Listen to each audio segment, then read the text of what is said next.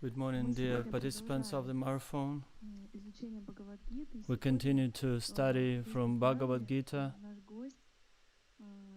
and today it is hosted by Alexander Hakimov, and we're gonna go through chapters number 10, 11, and 12. Good morning, dear participants of the marathon. Can we start? Thank you. So we're gonna touch this transcendental knowledge today. This knowledge is out of reach of feelings and mind.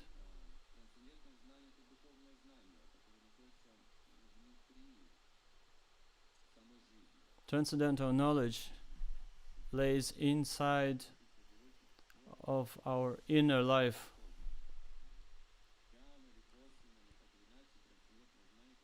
Out of reach of feelings. Spiritual knowledge is non-different from the meaning or sense of life, from our original feelings, original thoughts.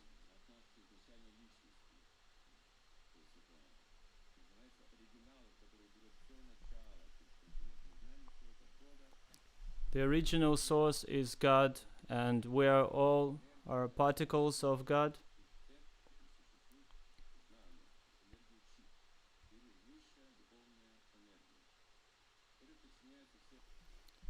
Energy chit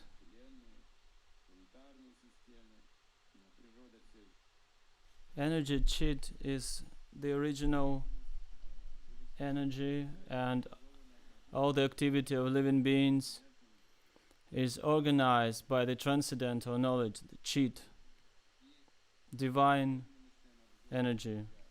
Today we will go through chapters 10, 11, and 12, and we will take several verses from each chapter.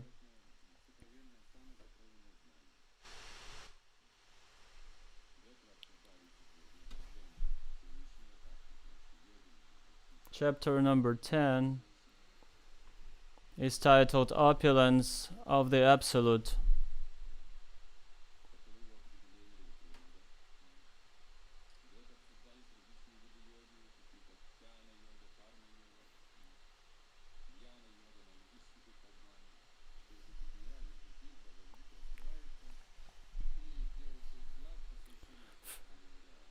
First 6 chapters of Bhagavad Gita is dedicated to finding a path to distinguish oneself from the matter, how to understand oneself, and the rest is explaining us how to achieve the goal.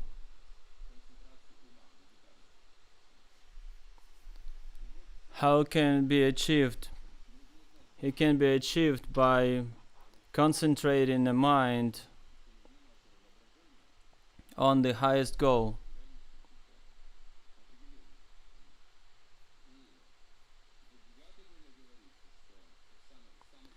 Chapter 9 is telling us that the Lord is out of everything, but at the same time He's inside of everything. Chapter 9 is called the most confidential knowledge. So step by step we're climbing up to get the understanding of the Absolute. There might be some mistakes on the path, but still we go step by step to understand that knowledge. And on that path we are getting some aid from higher ground.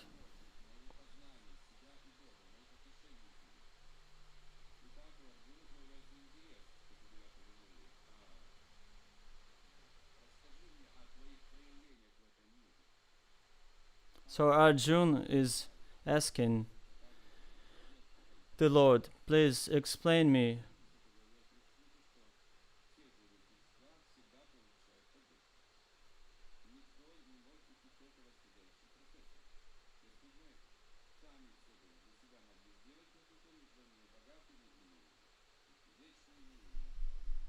Arjuna is asking for help from the Lord, and it shows that a living being cannot do anything without this help from the Lord.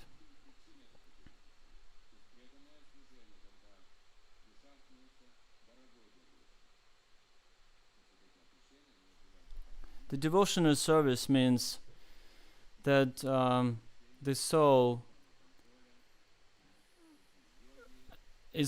becomes very dear to the Lord.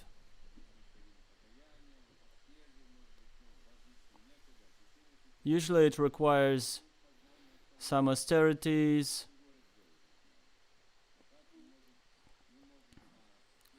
to get some understanding, but with the devotional service you can already have all your feelings engaged into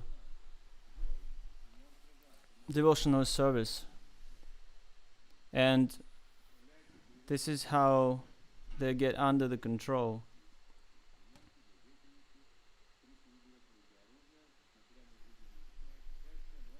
So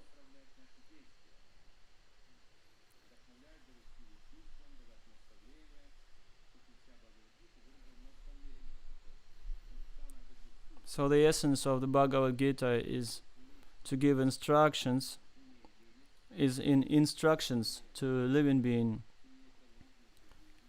And these instructions are much more valuable than the information how to live longer or how to maintain your body.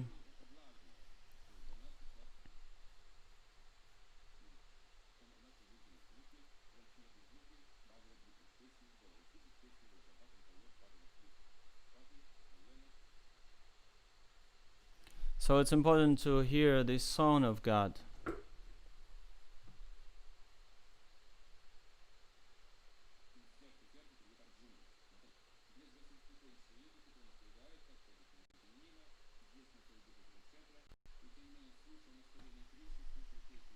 By listening to Krishna's instructions, Arjuna is developing he's getting himself into a state of trance, and he wants to hear more and more and more up to the end. Even though there is war going on,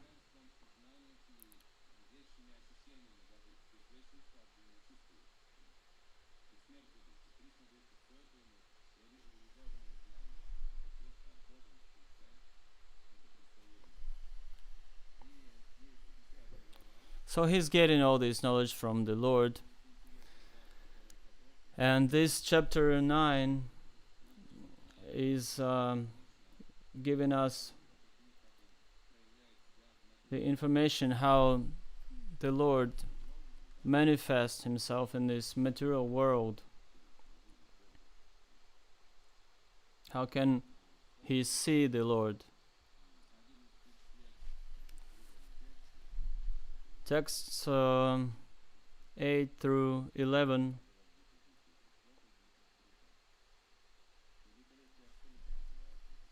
the chapter is titled The Opulence of the Absolute.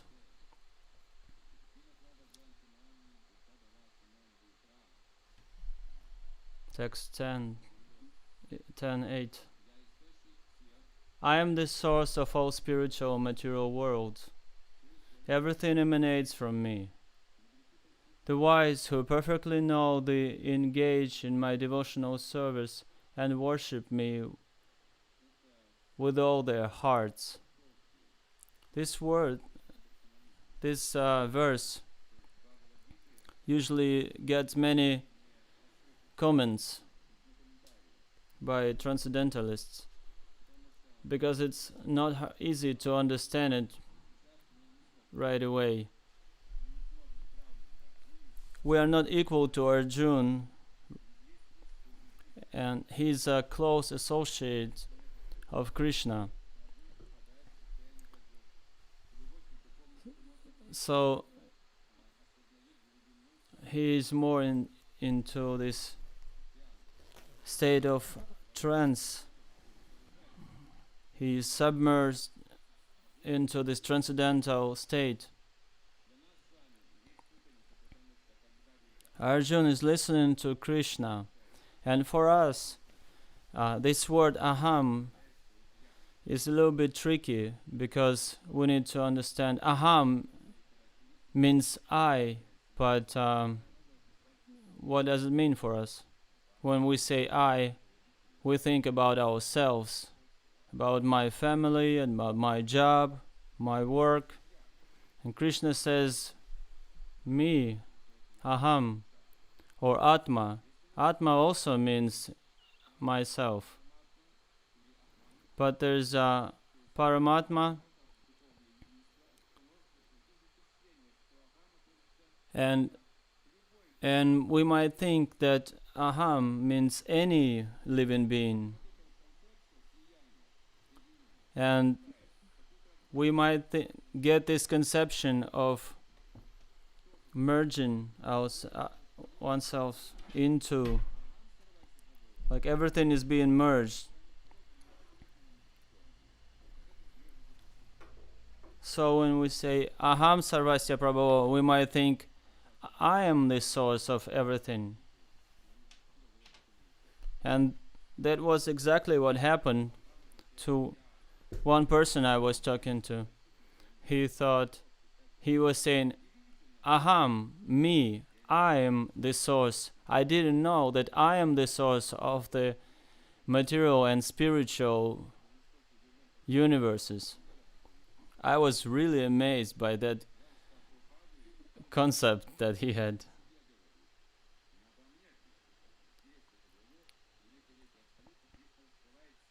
But we need to understand that in this text, Krishna is talking about himself, not about you, not about living entities. So the mind is tricky. It is not easy to understand Bhagavad Gita through the mind. It's not up to us to use this Sankhya method to analyze it. Sankhya means to get apart everything, to study every little particle. But the soul and the super soul cannot be divided.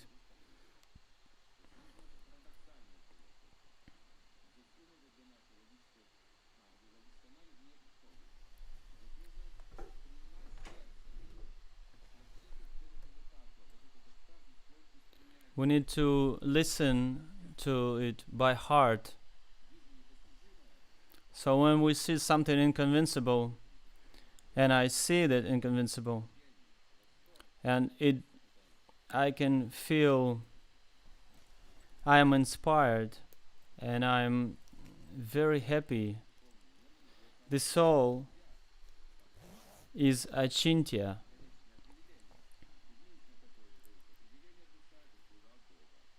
The only determination, the only term that we can apply to the soul is the servant of the Lord. So Krishna says, aham pravasya prabhavo, sarvasya prabhavo. Everything, I am the source of all spiritual and material worlds. Everything emanates from me. Sarva means everything.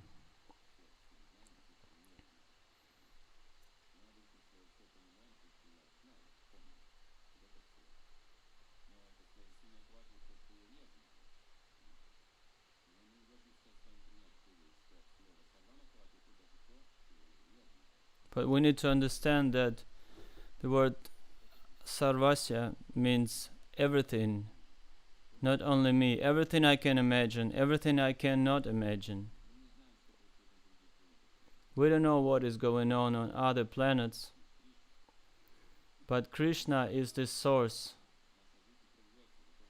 We don't know when our life will get to the end, but Krishna knows.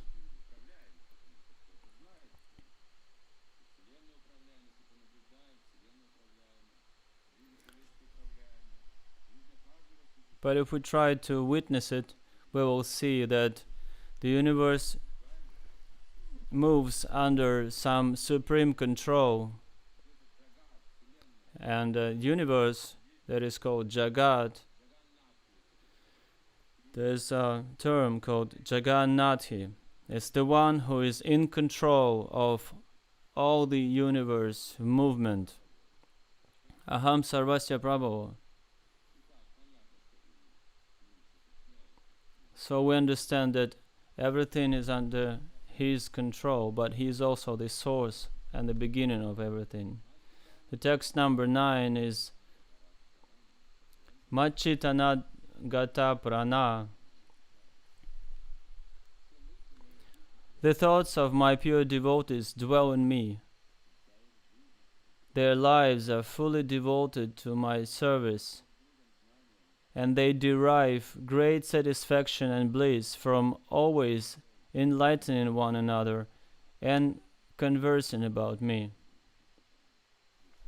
What is the connection between these two texts? Krishna is saying, I am the source of everything, and he is saying that the sages, they really devoted to me. My pure devotees dwell in me. The heart is the place where the jiva is living, the mind, and from that center it emanates towards the eyes and ears and brain. So they worship me with their heart. This is the meaning of Aham Sarvasya Prabhu. I am the source of everything.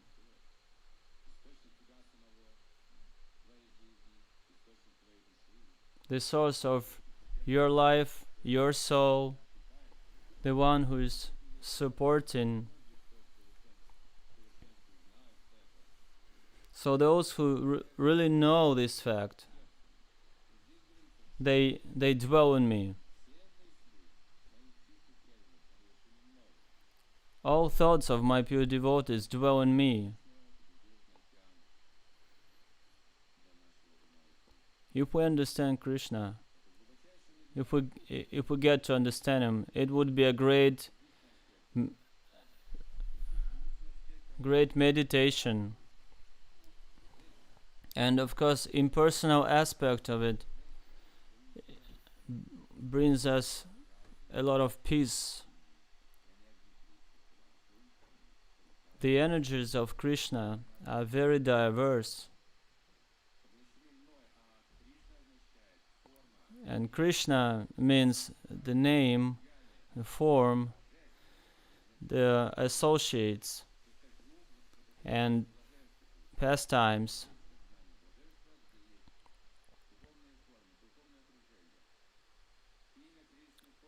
Just try to understand it, that the forms of Krishna, acts of Krishna, the associates of Krishna are non-different. Krishna means all attractive, all beautiful. His pastimes attract everyone. His associates are all attractive. And Krishna is the source of everything. This is very interesting. This chapter is giving us some descriptions how Krishna is all attractive.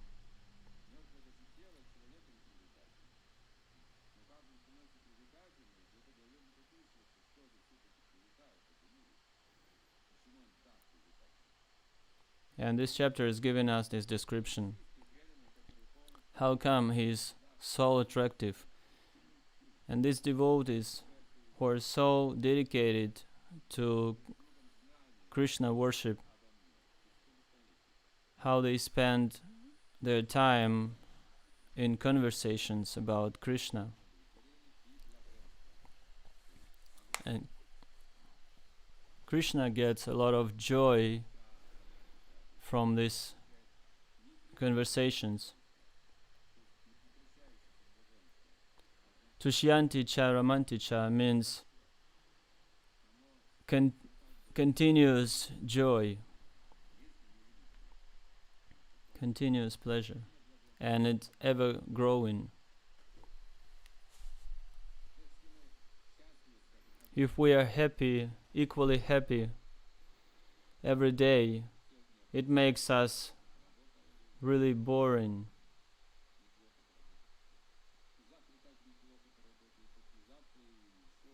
Today I did good, and yesterday I did good, and next day I worked very good, and it means it's routine. If we do everything, same thing every day, then we are getting tired, and it's boring. So we want to stop this activity for a little while, because there is no development.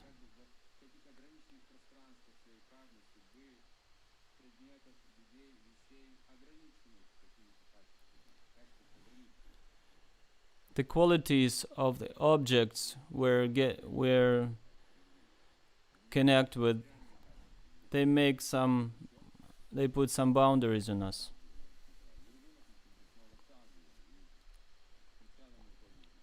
And Krishna is originally he's nirguna, but then he becomes samguna, and then he turns into nirguna again.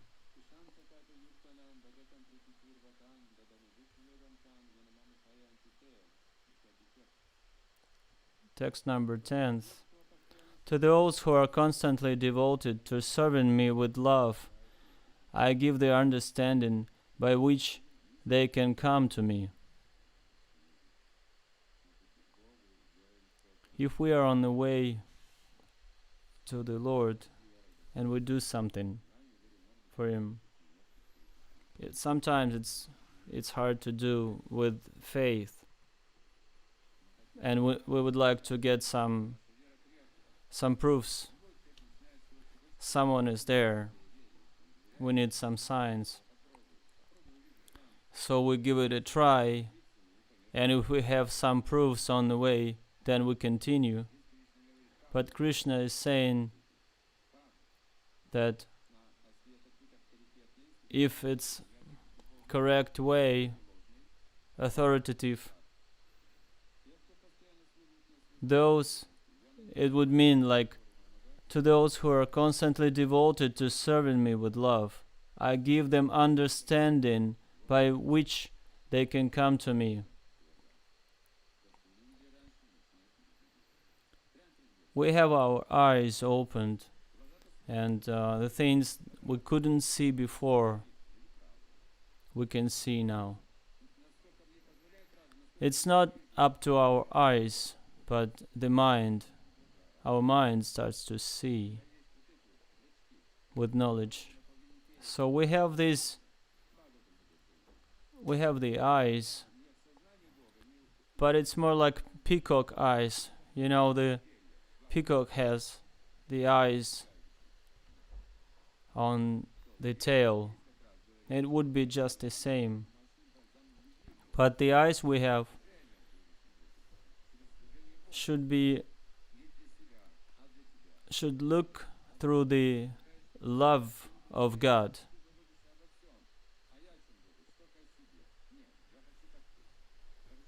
Then we would understand. Because I want to serve you. This is the way how we can understand how we can take care of everyone and everything.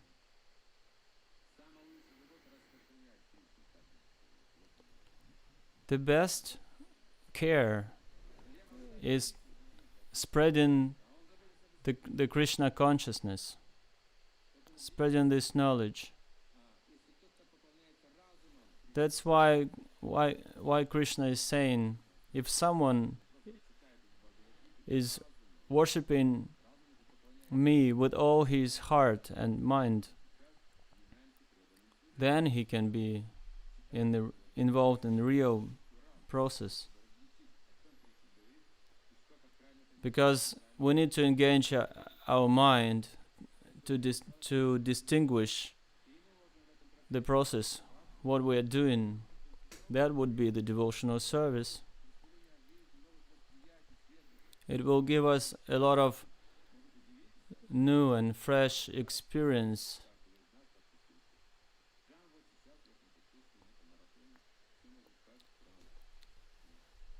Just this very marathon, everyone can use it to get into this state of trance.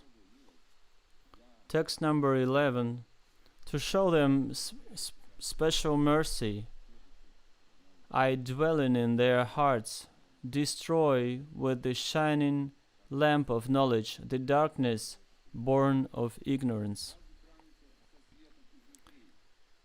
The mind is compared to the light within. You know, we can get some information, light information from the objects.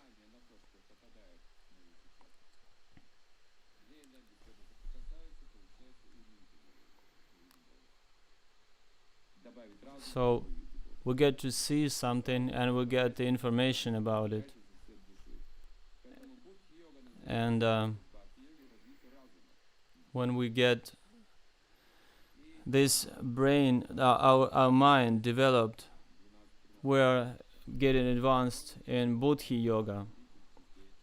And text number 12 through 13 is Arjuna said, you are the Supreme Personality of Godhead, the ultimate abode, the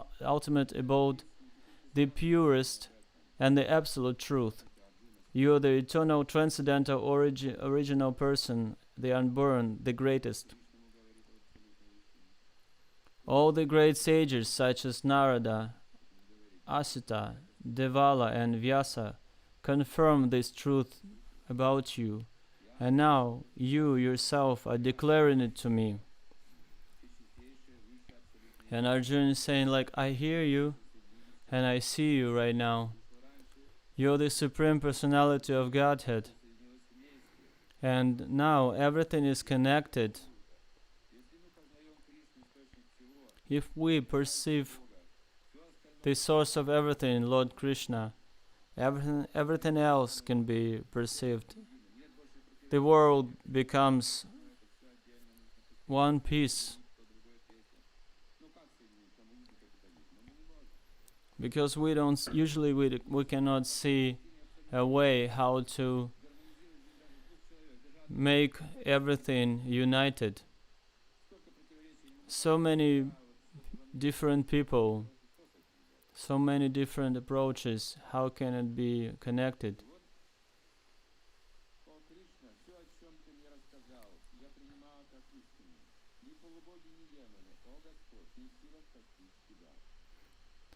All the great sages, such as you are the eternal, transcendental origin person. O Krishna, I totally accept as truth all that you have told me. Neither the demigods nor the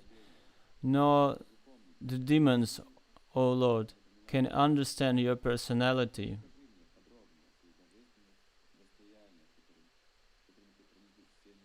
Indeed, you alone know yourself by your own internal potency, O Supreme Person, origin of all, Lord of all begins, God of gods, Lord of the universe.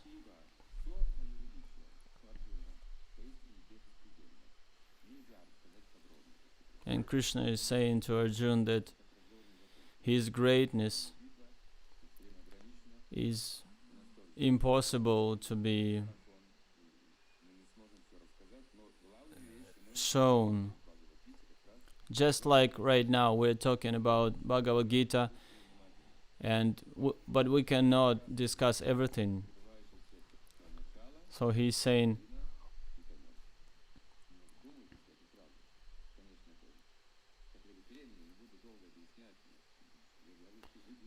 "O Arjun, I am the beginning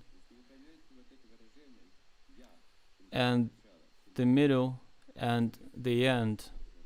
If you try to understand that Krishna is the beginning, the middle, and the end, then you'll be perfect. How you start your life, how you continue with your life, and how you finish it. You need to learn about Krishna in the beginning, and you need to remember Krishna through your life.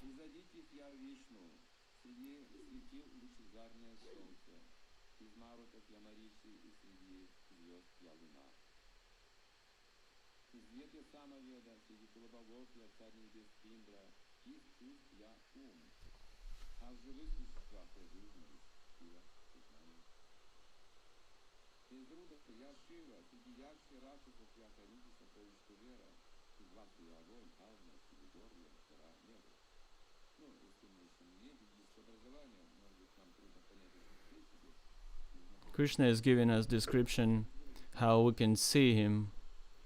He's saying if we see any of the material objects, we can remember him by understanding that this is his manifestation.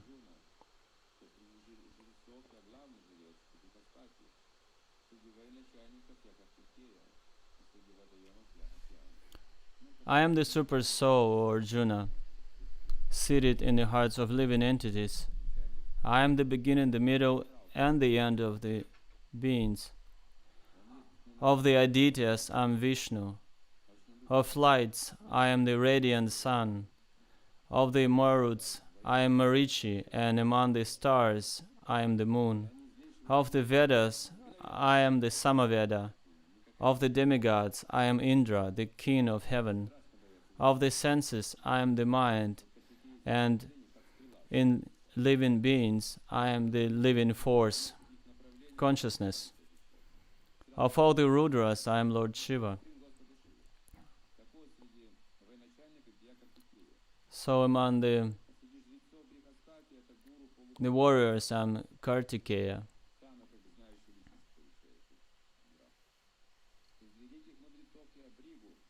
Of priests, O Arjun, know me to be the chief Brihaspati. Of generals, I am Kartikeya, and of bodies, of water, I am ocean. Of the great sages, I am Bhrigu. Of vibrations, I am the transcendental Om.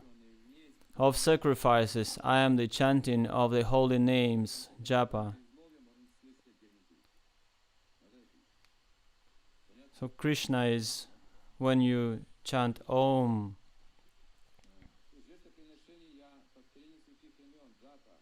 Of sacrifices, I am the chanting of the holy names, Japa. This is Japa. Japa meditation. Of sacrifices, I am the chanting of the holy names, the stream of holy names. The greatest sacrifice in this age is Japa meditation. If you ever say Hare Krishna, pure, you will be purified right away. And continuous process of chanting Hare Krishna is like the stream. And of immovable things, I am the Himalayas. Himalaya mountains cannot be moved. Of all trees, I am the banyan tree. It's amazing tree. And of the sages among the demigods, I am Narada. Of the Gandharvas, I am Chitrarartha, and among perfected beings, I am the sage Kapila. Among the perfected beings, look, there are so many perfect beings, but there are some perfected beings, and I am Kapila. Of horses, know me to be Uchai produced during the churning of the ocean of nectar. Of lordly elephants, I am Airavata, divine elephant. And among men, I am the monarch. This is how we see Krishna.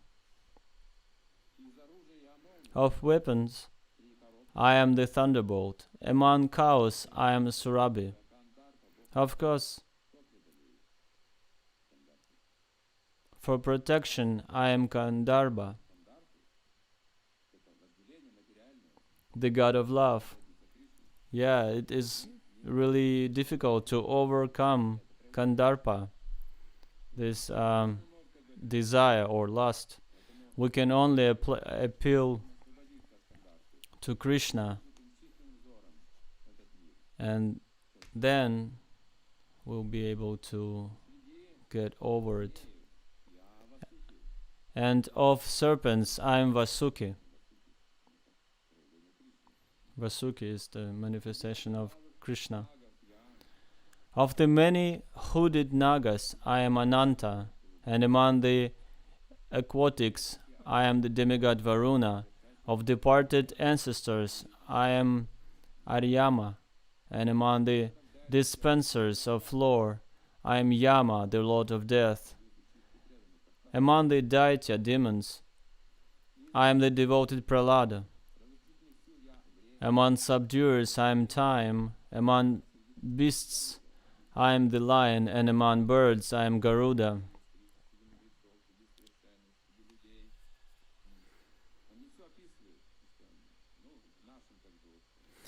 He's not giving us all the descriptions of every little thing because we cannot perceive it. Of purifiers, I am the wind. Why wind and not the water?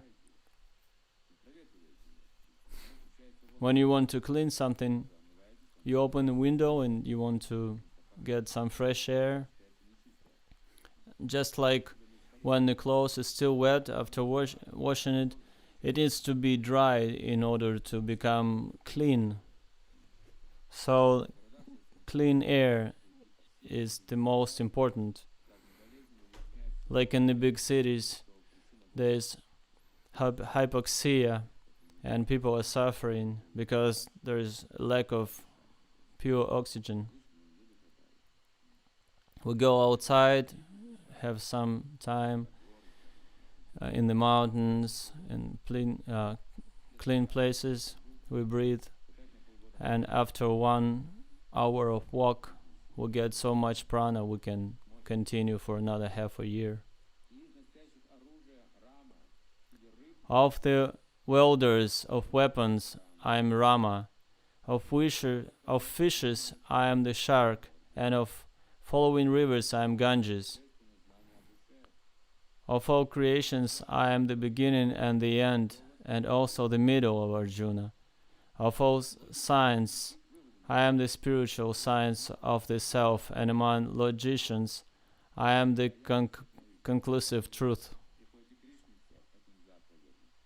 When you get to Krishna, you get the absolute truth.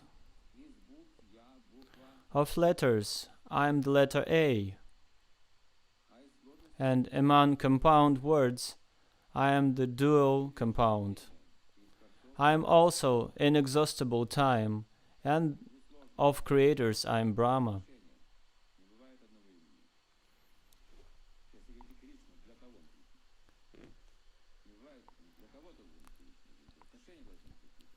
When you name something, it means relationship.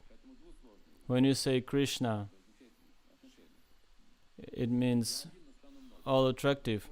He is one, but becomes many. So when you have this letter A, but then you get the compound words, try to speak without any compounds, any dual compounds. It's impossible. So we cannot nor breathe, nor move without Krishna. I am all devouring death, and I am the generating principles of all that is yet to be. Among women, I am fame, fortune, fine speech, memory, intelligence, steadfastness, and patience. Look, fame, fortune, fine speech, memory, intelligence, these are all feminine qualities. If you get to talk to women, you immediately want to write poetry, and you're inspired to do things. So Krishna is giving us a lot of the good things. Where do we get all the bad qualities? We need to read through the first 6 chapters of Bhagavad Gita to understand where these bad qualities come. Of the hymns in Samaveda, I am the Brihad Sama, and of poetry, I am the Gayatri. Of months, I am Marga Shirsha, November, December, and of seasons, I am flower bearing spring. Spring is when our feelings develop. Harvest is Krishna. Try to find the place where there is no Krishna. It's impossible. I am also the gambling of cheats. Look, he is there as well. This is the energy of Krishna also. And of the splendid, I am the splendor. I am victory and I am adventure. I am the strength of the strong. The descendants of Vrishni, I am Vasudeva.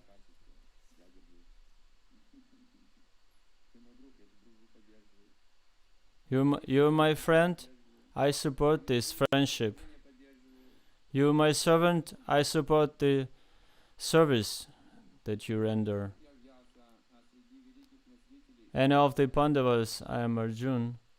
Of the sages, I am Vyasa, and among great thinkers, I am Ushana. Among all means of suppressing lawlessness, I am punishment. And of those who seek victory, I am mortality. Of secret things, I am silence, and of the wise, I am the wisdom. If the victory is not moral, then it's not correct. Krishna says, I am the biggest mystery. Furthermore, O Arjun, I am the generating seed of all existence. There is no begin, moving, or non-moving that can exist without me.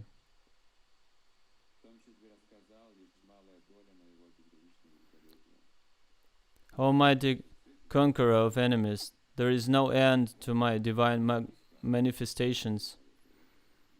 What I have spoken to you is but a mere indication of my infinite opulence. Know that all opulent, beautiful and glorious creations spring from but a spark of my splendor.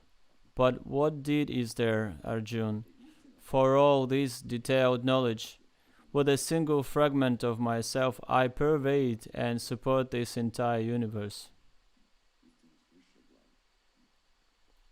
The absolute truth is the highest good.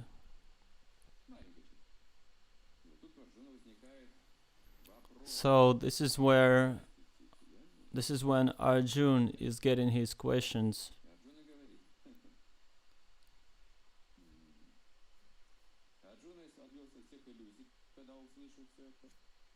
Arjun had all the illusions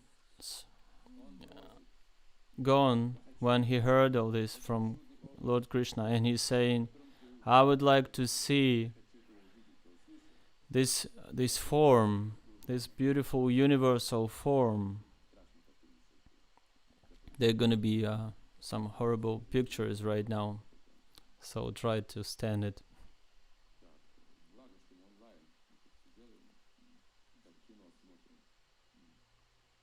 Just like in the movie.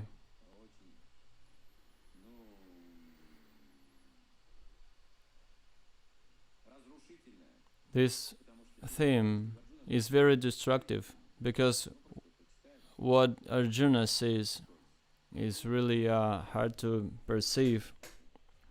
And thanks God we don't see what Arjuna sees. He asked for it from Krishna. And Krishna said, I will show you this. It's okay, but it's not that you will see it with your material eyes, with these eyes. You need some divine eyes. I will give you my eyes, so you can see it.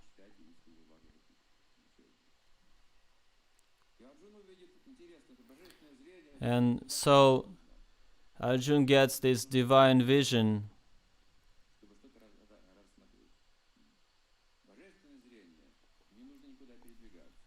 Divine vision means you don't need to go anywhere. All you need is to wish for it. So you wish for that universal form to be shown, and ordinary people will faint if they see just a little bit of what Arjuna saw. Just like when I saw this little video of it was like astronomical video. It will give you like the sizes of planets. There is one planet and another planet that would be bigger than that, and another one, and then we get one planet after another one that is much bigger, and the music is supporting it, brings you to this state that this universe is so vast, you feel yourself very tiny. So Arjuna is saying, I would like to see how you get into these worlds, and how do you support all this universe. And Krishna is giving him this divine vision. And after seeing this, Arjuna started to talk with his hair standing up.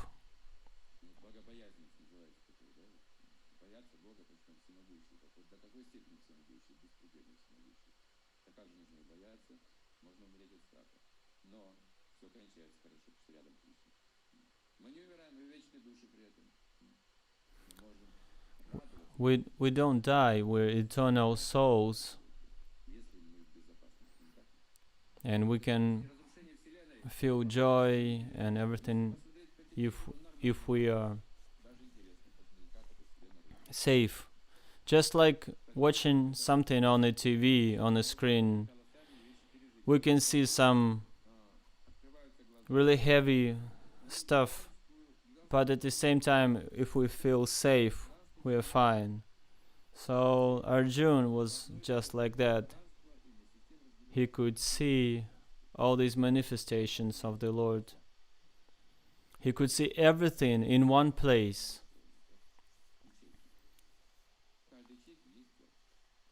It's like material universe. There are some cells, and each cell would have everything. It's just like in Upanishad.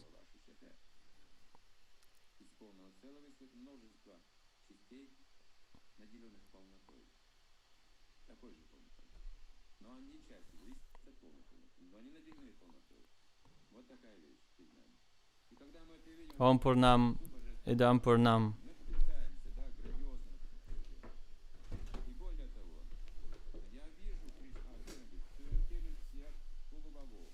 So Krishna is saying,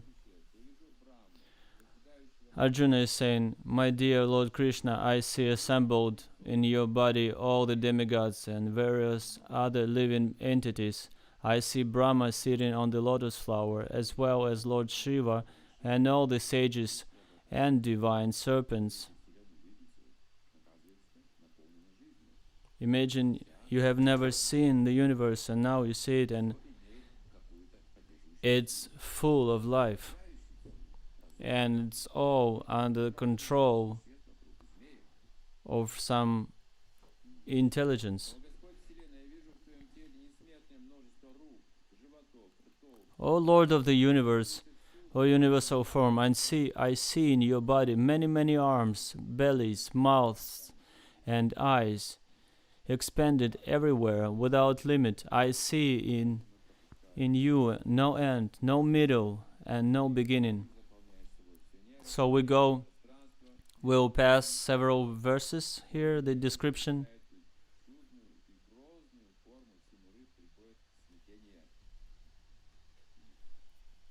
Almighty armed one, all the planets with their demigods, and disturbed at seeing your great forms, with its many faces, eyes, arms, thighs, legs, and bellies, and your many terrible teeth. And as they disturbed, so am I. He sees that this universal form, takes everything, just like the time is eating everything. It's terrific power. Many mouths and bellies that digest everything. So he says that all the demigods are in fear and run away.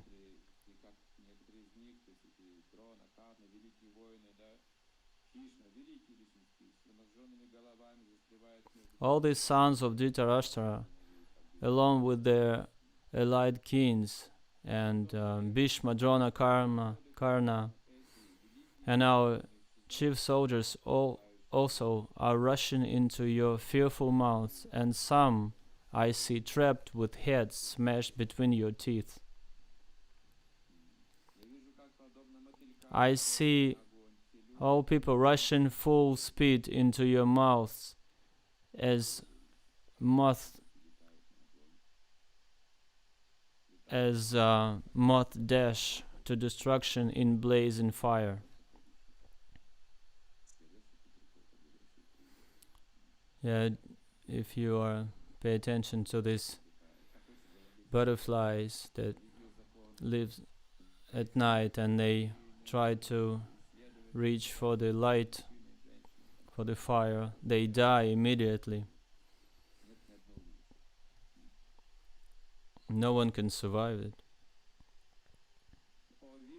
O Vishnu, I see you devouring all people from all sides with your flaming mouths, covering all the universe with your effulgence, you are manifest with terrible scorching rays. O Lord of Lords, so fierce of form, please tell me who you are. I offer my obeisances unto you. You are the primal Lord. I want to know about you,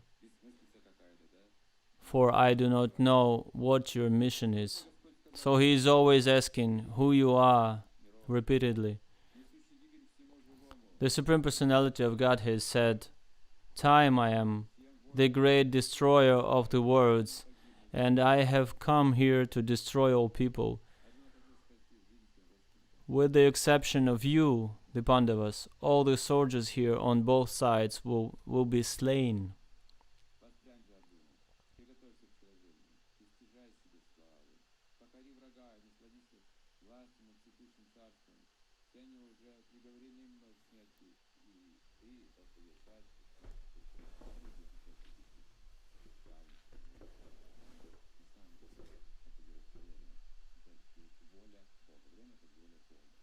Everything is being done by the time. This is the will of God, and Arjuna is the instrument, the tool of Krishna.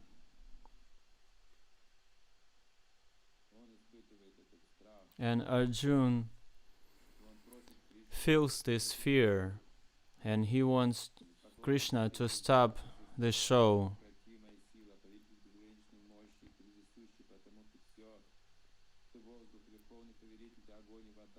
You are the Supreme Lord, he is saying.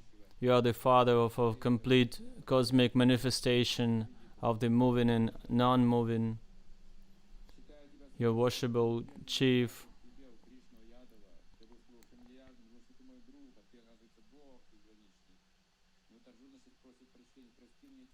So Arjuna, after seeing this universal form, he understands that the greatness of Krishna, and he's asking Krishna to forgive him for making some jokes because he was treating him as a friend.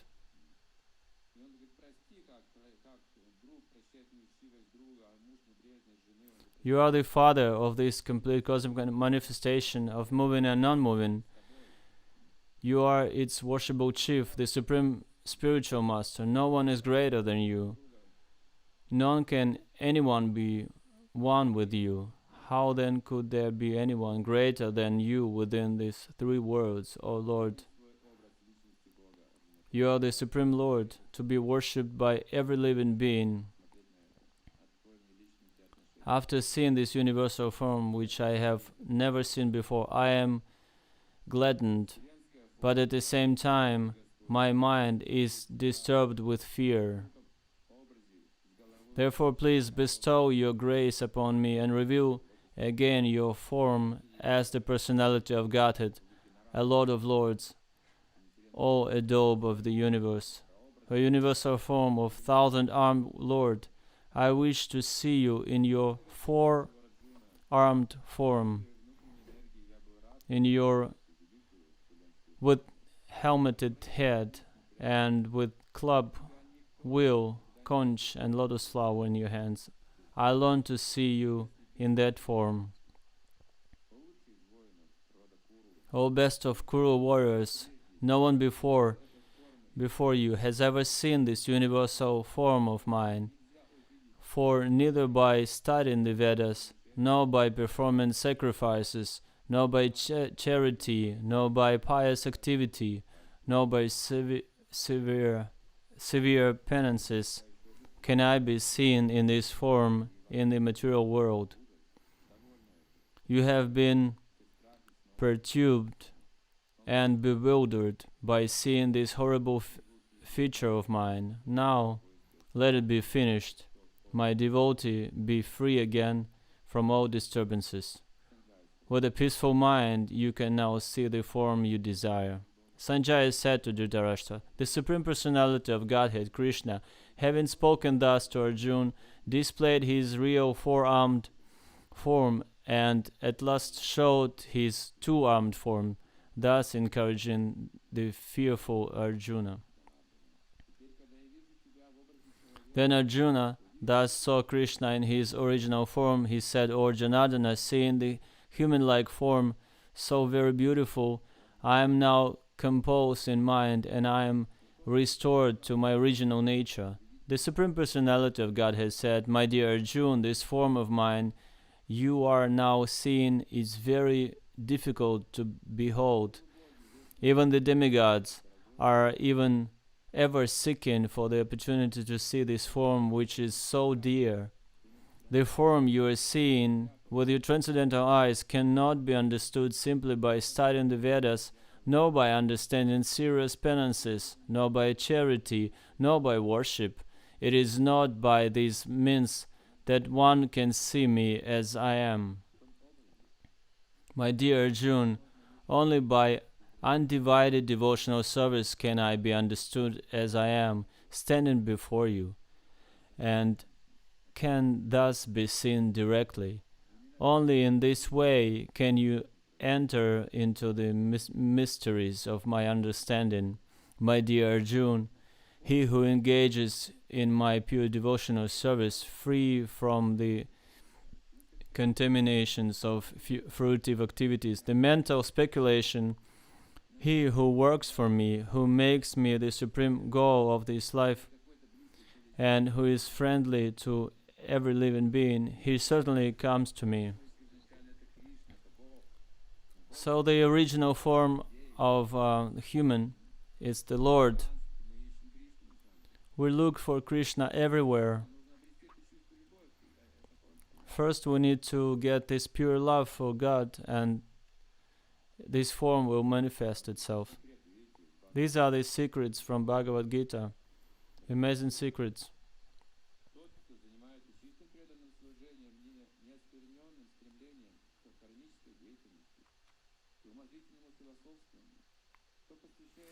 My dear Arjuna, he who engages in my pure devotional service, free from the contaminations of fruitive activity and mental speculation, he who works for me, who makes me the supreme goal of his life, and who is friendly to every little being, he certainly comes to me. This is the end of the chapter, and we have no time to go to the next one, so we'll be very brief. The chapter is titled Devotional Service.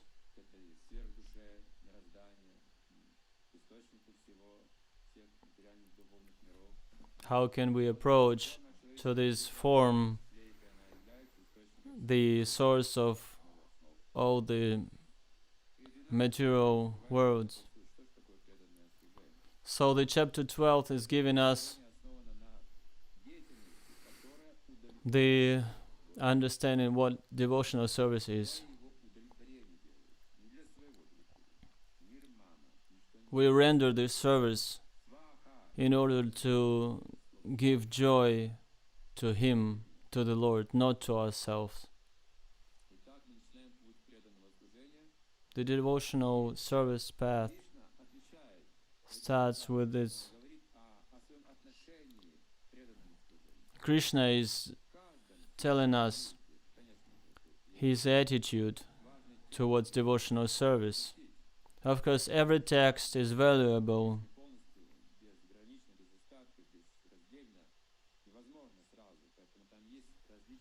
It is not easy to spend all your life, to give all your life, dedicate all your life to the devotional service. So you start little by little, step by step. You can start with working for me. If it's hard to work for me, then just the fruits of your work give to me. If you cannot do that, then you can study me, learn about me. And the best knowledge about me is meditation. This is the best way to learn about me. And devotional service is the top activity. And this living entity who renders devotional service to the Lord is very dear to the Lord. We are not dear to anyone so far. We make mistakes and people criticize us. But Krishna is saying, if you are my devotee, then don't be afraid of anything. I will protect you from everything. Krishna is saying, such a person is very dear to me. Priya, very dear.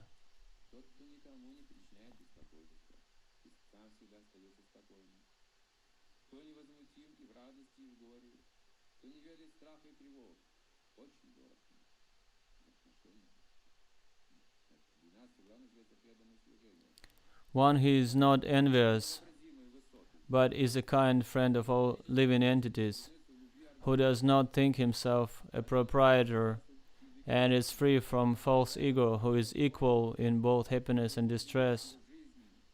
This is the description of a person who is very dear to the Lord. He is expressing his love towards his friend Arjuna.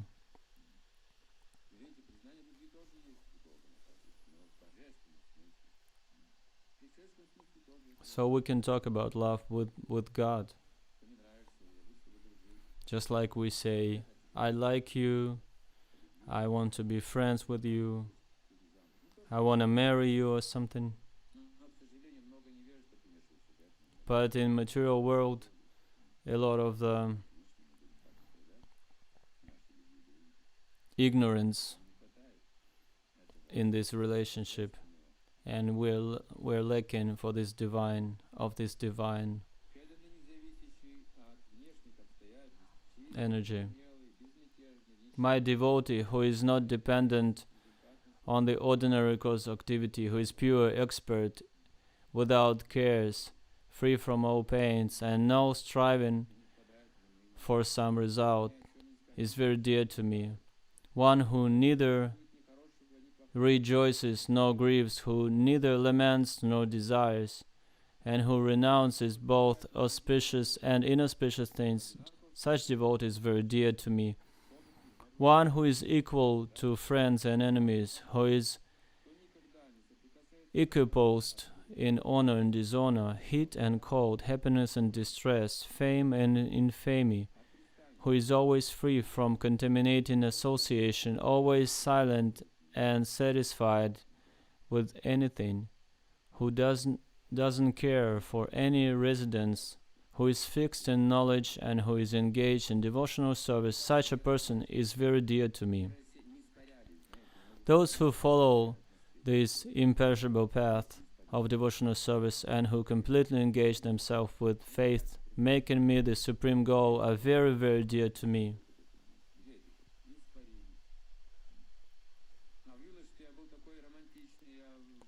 Just like when I was young, I was so romantic, and now I'm old and I don't feel that romantic air anymore. Where is it? It's all gone. So without Krishna, we lose everything. We cannot hold to that state of mind. We need to bring all our values and talents to Krishna. We shouldn't give it to Maya, but to Krishna. And Krishna will say, you are very dear to me. And Maya, on the contrary, will never appreciate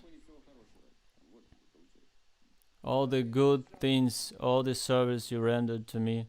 Maya would say, I will give you nothing. So we finished all these 3 chapters. It was like a brief observation of the 3 chapters. Of course, we can think over it for ages. Probably we have some questions or comments. Thank you so much for this submerse. And Bhagavad Gita shone through today. It was very nice. So we have one question. How do you understand that the time of your renunciation is there for you? When is the time for you to be renounced, and can you go over 2 ashramas?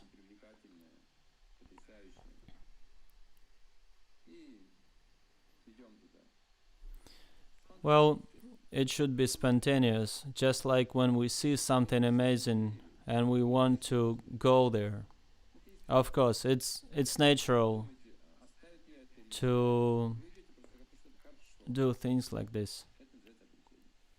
So, renunciation means when you see something beautiful and it is naturally that you are moved by it and you want to reach it.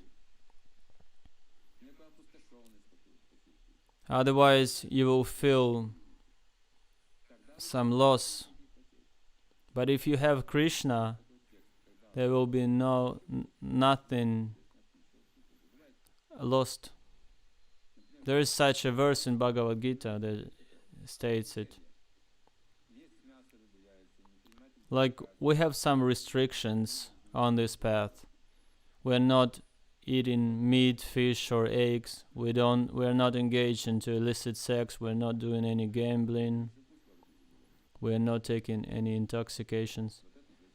And it's not easy to follow. But if you get this higher taste, then it would be very, very easy. And you will fall back if you don't have this higher taste. You will need to roll back.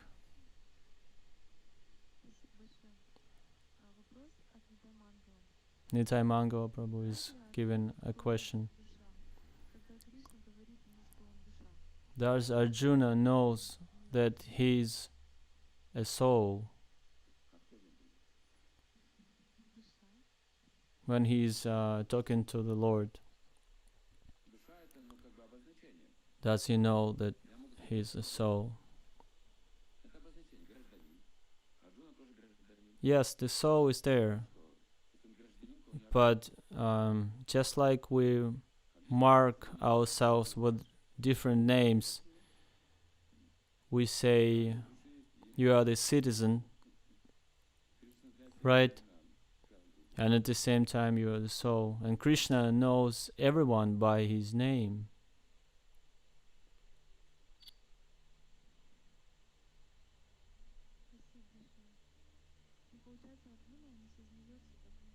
So Arjuna feels himself as the soul. He knows himself as a soul. Look, it's really difficult to talk about these topics. We will need to run another marathon to get to the understanding, whether he understands or not. And then we will end up voting.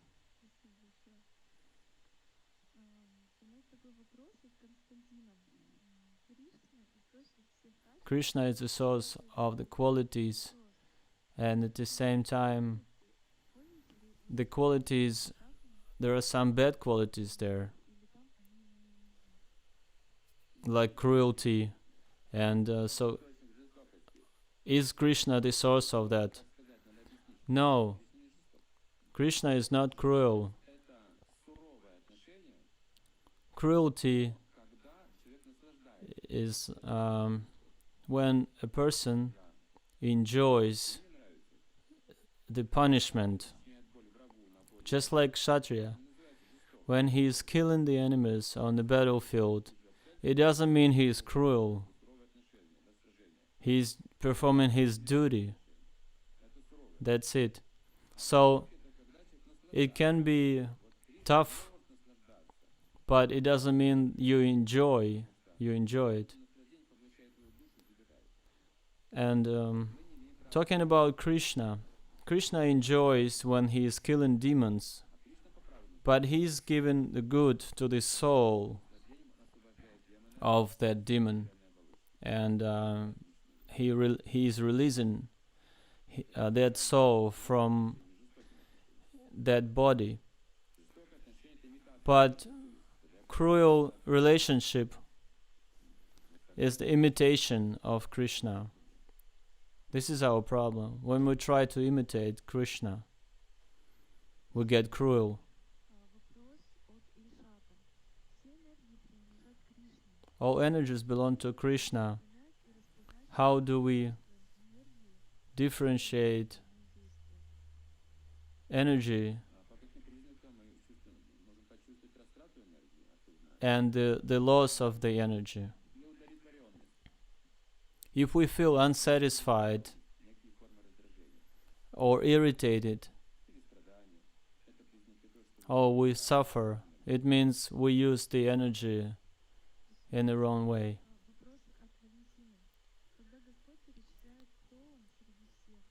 When the Lord is telling us that He is among the sages, He is that among some material objects or persons, He is that. How can we get that He is Paramatma? Yeah, Paramatma, the source of Paramatma is Krishna. The first phrase he said, I am the source of everything. Para Atma, the highest Atma. But please do not distinguish between Paramatma and the rest. Just like the table and the tree. It's all wooden, but it has different purpose. So do not separate Paramatma from Krishna.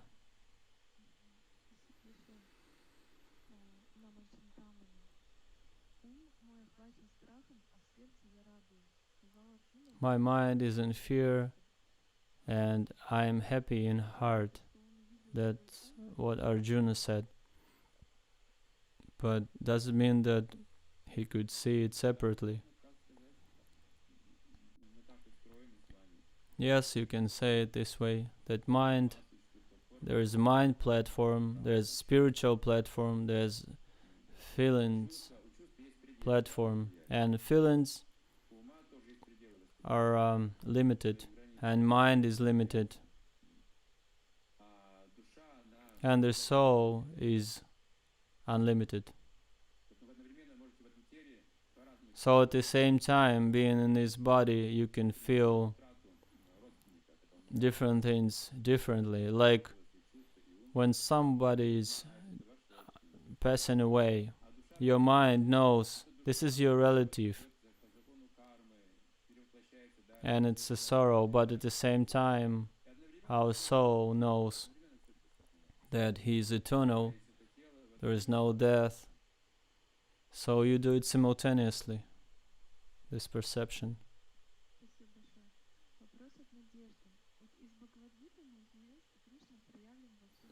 From Bhagavad Gita, we understand that Krishna is everywhere in this world.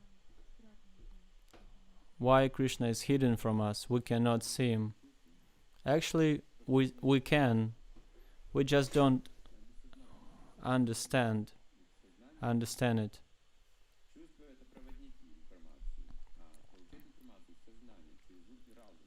Feelings provide the information, and consciousness or our intelligence is the one that reads the information and perceives the information. Everything is the body of the Lord, but then we need to develop our consciousness, just like the child sitting at his mother's lap. He he's being fed and cared, and he's living, but his consciousness is not developed, so he cannot perceive his mother or anything.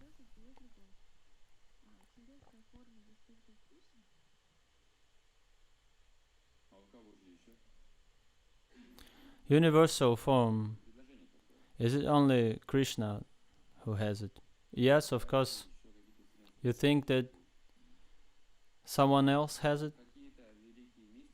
Of course, some great sages can manifest some forms, but it wouldn't be the same as Krishna's. There is no one higher than Krishna. Such form as Krishna showed, no one can show. But of course you can show some form. You can take a weapon and manifest some form. Something you can show.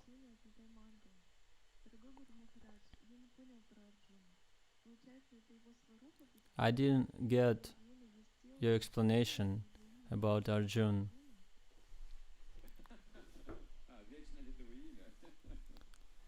I wanted to know if his name is eternal, like Arjuna is the eternal name for that soul. Yes, I heard that Pandavas are eternal associates of Krishna. But at the same time, look, Narayana. Nara was Arjuna in his previous life.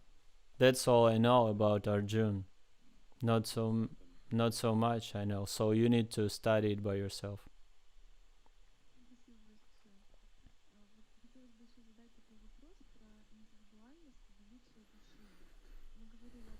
We would like to know about individuality and greatness of the soul.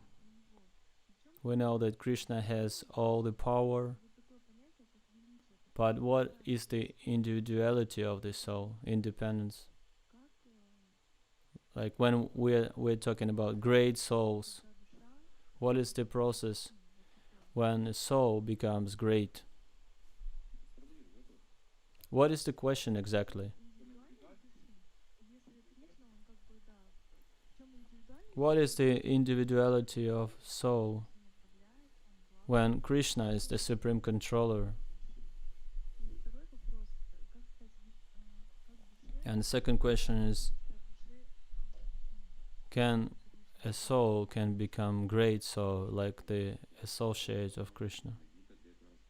Yes, it's possible. That's why we have the Gita.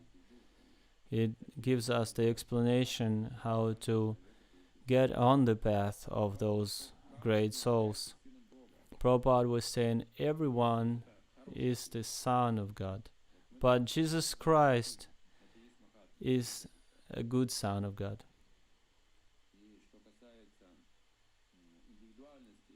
And about the individuality,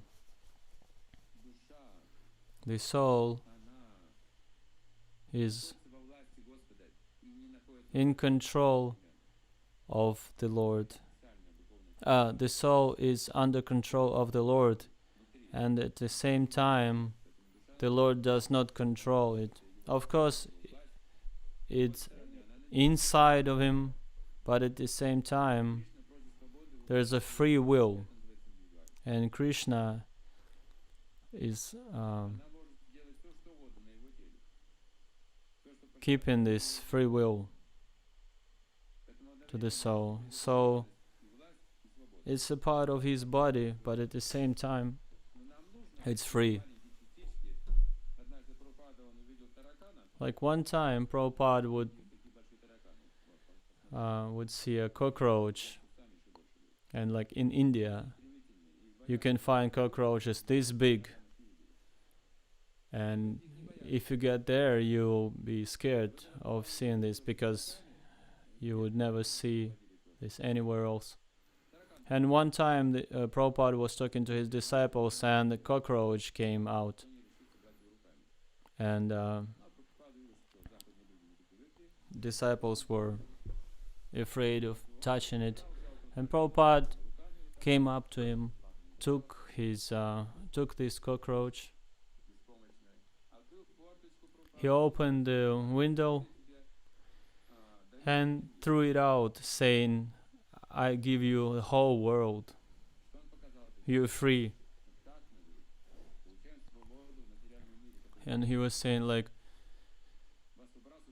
this is how we get this freedom. We're being thrown into the ocean. Everything is there, but at the same time, we want to be free, and we would like to be on the safe side. What is the best way to preach Bhagavad Gita to young guys who read the Bible and never heard about Bhagavad Gita? They need just to read Bhagavad Gita. That's a good start. Just you can say that this book explains or reveals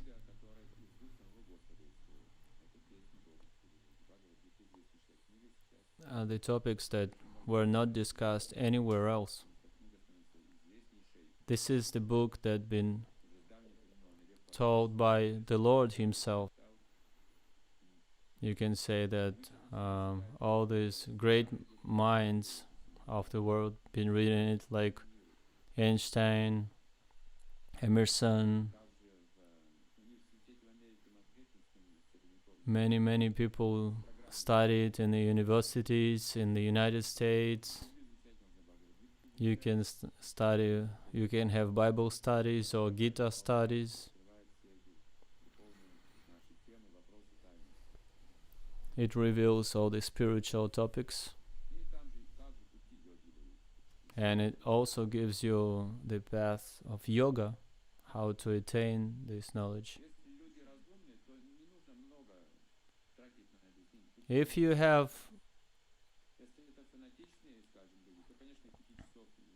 talk to a person who is intelligent, then it will not require a lot of time for him to understand that these topics is good. And thank you so much. Our time is up, and thanks for revealing Bhagavad Gita to us. It was very good. Thank you for your time. Thank you. Good luck to everyone.